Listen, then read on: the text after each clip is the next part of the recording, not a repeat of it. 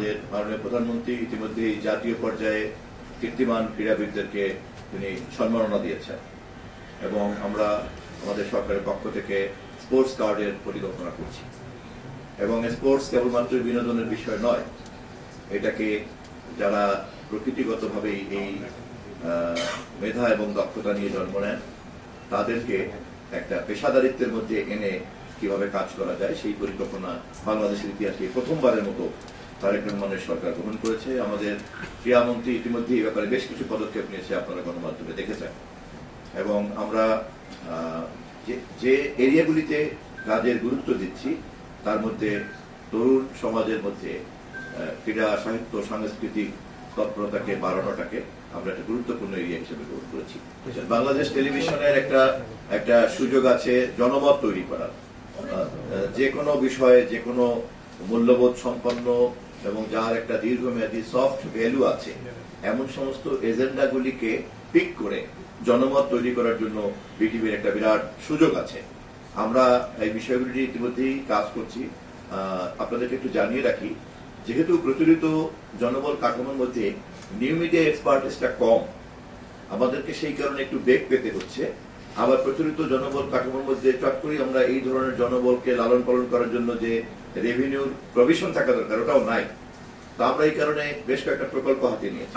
ইতিমধ্যে তথ্য মন্ত্রণালয় নিউ মিডিয়া প্রকল্প হাত দিয়েছে। আমরা এই প্রকল্পগুলি যখন চূড়ান্তভাবে এই অর্থবর্ষ তো শুরু হয়ে গেল, আশা করি আগামী এই মাসের মধ্যেই আমরা বিষয়টা একটা চূড়ান্ত পর্যায়ে আসবে। এই প্রকল্পগুলির মাধ্যমে আমরা আপনি যে পরামর্শ দিয়েছেন বিটিভিকে, বিশেষ করে বিটিভি রেডিও এবং এমনকি বেসরকারি টেলিভিশনগুলির জন্য ডিজিটাল কন্টেন্ট গুলিকে আমরা তৈরি করবো, যা ডিজিটাল প্ল্যাটফর্মে যেতে পারে, যা স্যাটেলাইট টিভি গুলি বিলি করতে পারে। এটা নিশ্চয় তো আছে। 2022-এ যেখানে ফিফার 3.2 মিলিয়ন পাওনা শোধ করা বাদে 140 কোটি টাকার পুরোটাই ছিল মধ্যস্বত্বভোগীদের লুটপাটের একটা কেন্দ্র। 3.2 মিলিয়ন। এবারে ফিফার যে পাওনা 3.85 মিলিয়ন, এইটা শোধ করার খরচটুকুও আমরা তুলে ফেলেছি বেসরকারি জায়গা থেকে এবং বাকি যে 2-3 কোটি টাকা আছে এটাও আমরা সাব লাইসেন্সিং এর কাছ থেকে আদায় করব। আমরা এবারের বিশ্বকাপের খরচকে প্রায় শূন্যের কোঠায় নামিয়ে ফেলছি। এটা হলো জাতির জন্য এই শুভ সংবাদটা, যেখানে 140 কোটি টাকার টার্ন ওভার ছিল 2022-এর বিশ্বকাপে, ফিফার পাওনা বাদে বাকিটা সবই দূর। এবারে ফিফার পাওনাটাই শুধুমাত্র আমরা শোধ করছি, তাও তথ্য মন্ত্রণালয়ের উদ্যোগে, বিটিভির উদ্যোগে সাব লাইসেন্সিং এর মাধ্যমে আমরা আদায় করছি।